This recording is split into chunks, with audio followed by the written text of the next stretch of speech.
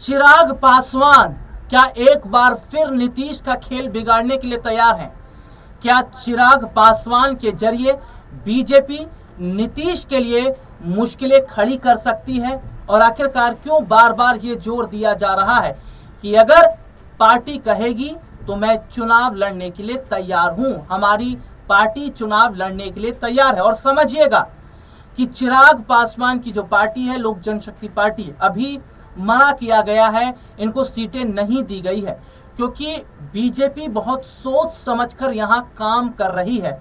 और यही वजह है कि चिराग भी अभी खुलकर कुछ नहीं बोल रहे।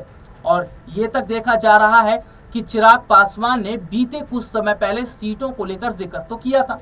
उन्होंने कहा था कि कम से कम 40 सीटें तो चाहिए ही चाहिए, लेकिन बीजेपी ने उस पर हामी नहीं भरी।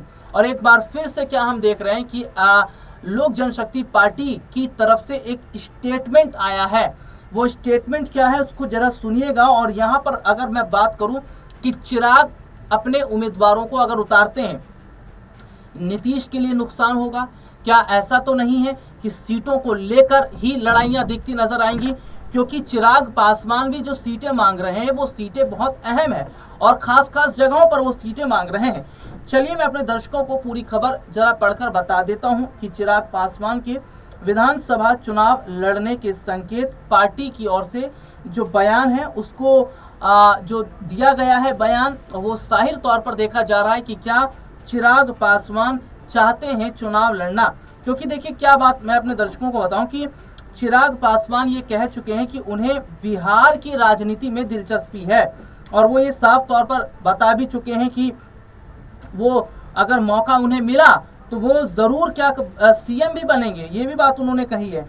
और दूसरी तरफ ये भी देखा जा रहा है कि भैया जो मौजूदा समय की तस्वीर है वो भी ये साफ तौर पर बता रही है कि आखिरकार चल क्या रहा है बिहार की सियासत के अंदर। देखिए सबसे बड़ी बात अगर मैं कहूँ तो यहाँ पर चिराग पासवान का चिराग पासवान की जो पार्टी है, पार्टी की तरफ से एक बड़ा स्टेटमेंट आया है। तो चिराग पासवान की पार्टी की तरफ से जो बड़ा स्टेटमेंट है वो क्या है और क्या तस्वीर वाकई बदलने वाली है? क्योंकि अगर तस्वीर यहाँ पर बदल रही है और चिराग पासवान जो है चुनाव लड़ते हैं तो कहीं ना कहीं ये बहुत बड़ी बात होगी। जी न्यूज़ ने हेडलाइन छापी है, विधानसभा चुनाव लड़ सकते हैं चिराग पासवान, जाने किस सीट से उम्मीदवार होंगे। बिहार में विधानसभा चुनाव इस साल के अंत में होने वाले हैं। चुनाव को लेकर तमाम दलों ने अपनी तैयारियां शुरू कर दी हैं। इस बीच लोक जनशक्ति पार्टी के सांसद अरुण भारती ने यह संकेत दिए कि चिराग पासवान विधानसभा चुनाव लड़ सकते हैं। अरुण भारती ने कहा, बिहार में युवा नेताओं की जरूरत है। पार्टी चाहती है कि चिराग पासवान बिहार की राजनीति में सक्रिय हों। इसके लिए उन्हें पार्टी की तरफ से विधानसभा चुनाव लड़ने का प्रस्ताव भेजा गया है। अगर वह चुनाव लड़ने का प्रस्ताव स्वीकार कर लेते हैं तो आने वाले समय में यह तय किया जाएगा कि वह किस सीट से उम्मीदवार होंगे। क्या चिराग बिहार के अगले मुख्यमंत्री या उप मुख्यमंत्री हो सकते हैं? बिल्कुल ऐसा है, क्योंकि हाल ही में मनोज तिवारी ने एक स्टेटमेंट भी दिया था जिसमें क्या कहा गया था कि चिराग अगले सीएम है। इस सवाल के जवाब में अरुण भारती ने कहा, बिहार विधानसभा चुनाव प्रधानमंत्री नरेंद्र मोदी और मुख्यमंत्री नीतीश कुमार के चेहरे पर लड़ा जाएगा, लेकिन चिराग पासवान को बिहार के विकास के लिए बड़ी भूमिका में आना होगा। बता दें कि चिराग पासवान ने कुछ दिन पहले बयान दिया था वह बिहार की राजनीति में सक्रिय होना चाहते हैं और राज्य के विकास में सक्रिय भूमिका निभाना चाहते हैं। इस बयान के बाद से ही उनके विधानसभा चुनाव लड़ने और चुनाव बाद सरकार में उनकी भूमिका को लेकर अटकलें लगाई जाने लगी। चिराग पासवान अब तक अपने पिता रामविलास पासवान की तरह केंद्र की राजनीति करते रहे। वह मौजूदा नरेंद्र मोदी सरकार में खाद्य प्रसंस्करण उद्योग मंत्री हैं। तो ये मैं अपने दर्शकों को बता रहा हूँ कि किस तरीके से यहाँ पर देखा जा रहा है कि भैया उनकी पार्टी की तरफ से ये कहा गया है कि चिराग को आना चाहिए, चुनाव लड़ना चाहिए, लेकिन चिराग ने तो 40 सीटें भी मांगी हैं।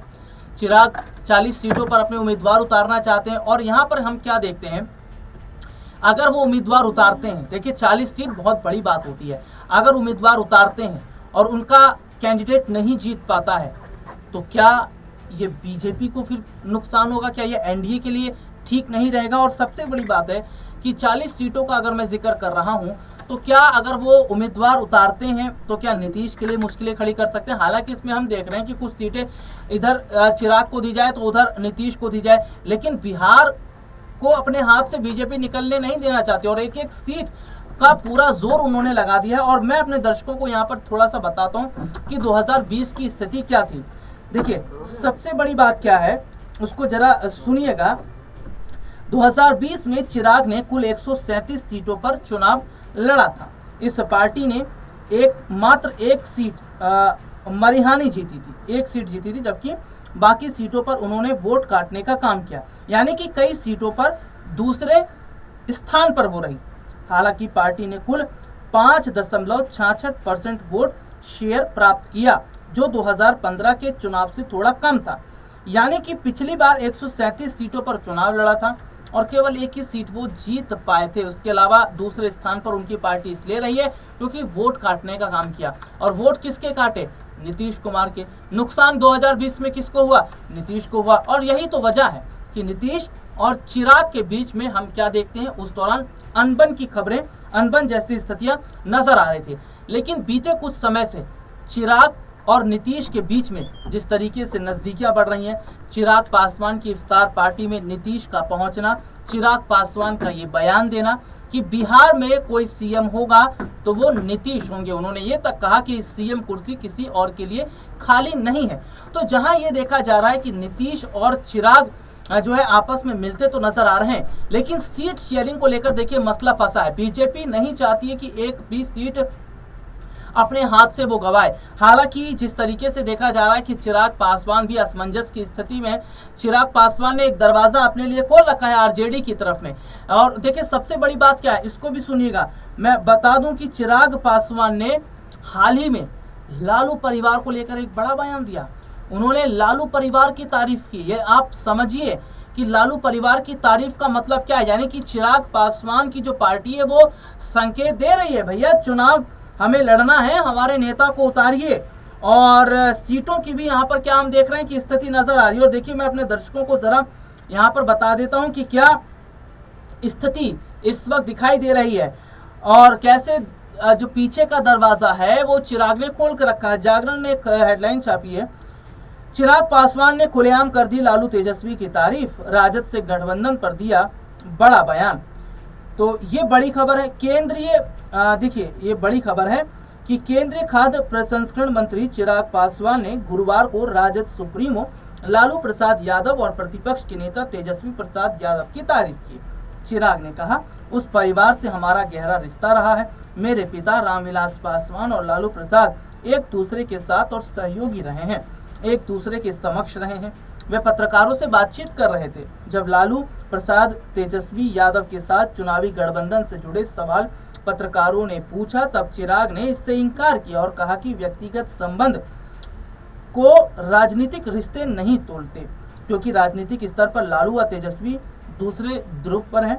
ऐसे में एक मंच पर आना संभव नहीं है। उन्होंने तेजस्वी यादव के पुत्र का जन्म पर उन्हें बधाई और शुभकामनाएं दी हैं। तो ये देखिए बहुत बड़ी बात है कि लगातार हम क्या देखते हैं कि चिराग पासवान लालू परिवार को लेकर बयान देते रहते हैं और बहुत सॉफ्ट कॉर्नर अपनाते हैं। होली पर बधाई देते हैं। इसके अलावा हम देखते हैं कि जब उनका बेटा हुआ है तेजस्वी का तो उनको बधाई दी है और ऐसे में कहा है कि भैया तेजस्वी यादव बिहार के एक बड़े चेहरे हैं और उनका एक बड़ा नाम है और अच्छा कहा जाए तो उनका पकड़ भी है बिहार के अंदर। तो ये देखा जा रहा है कि यहाँ पर जो मामला फंस रहा है कि एक तरफ जो चिराग पासवान की पार्टी है उनकी तरफ से कहा जा रहा है कि भैया हमारे भी नेता हैं, इन्हें भी जरा बिहार चुनाव में मौका दीजिए, हमारे कैंडिडेट को खड़ा करवाइए, हमें भी सीटें चाहिए। लेकिन बीजेपी कुछ हामी नहीं बन रही। तो यहाँ पर एनडीए के अंदर एक फूट तो जरूर दिखाई दे रही है।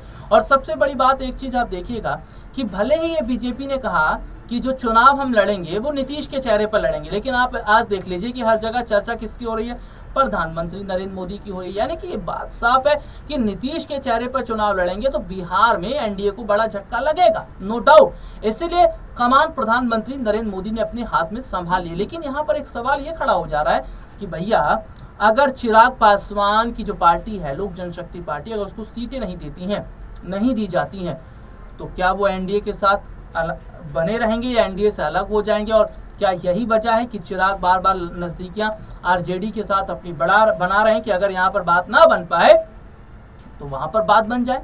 क्योंकि 2020 में हमने देखा था कि भैया वो एनडीए से अलग होकर चुनाव लड़े थे, उसका क्या नतीजा हुआ और देखिए सबसे बड़ी बात है कि चिराग वही नेता हैं जो अपनी सरकार पर लगातार हमला बोलते रहे हैं, अपनी सरकार पर लगातार सवाल दागते रहे हैं। तो ऐसे में चिराग और नीतीश इन दोनों पर शायद भरोसा करना ठीक नहीं रहेगा, और अगर मौका देखकर इन्हें स्थिति नजर आती है तो ये शायद चौका भी लगा सकते हैं और आरजेडी के साथ हाथ मिलाकर पूरे बिहार चुनाव की तस्वीर पलट सकते हैं। आज के लिए इतना ही। फिलहाल आपसे दोबारा मुलाकात होगी, तब तक के लिए इजाजत दीजिए।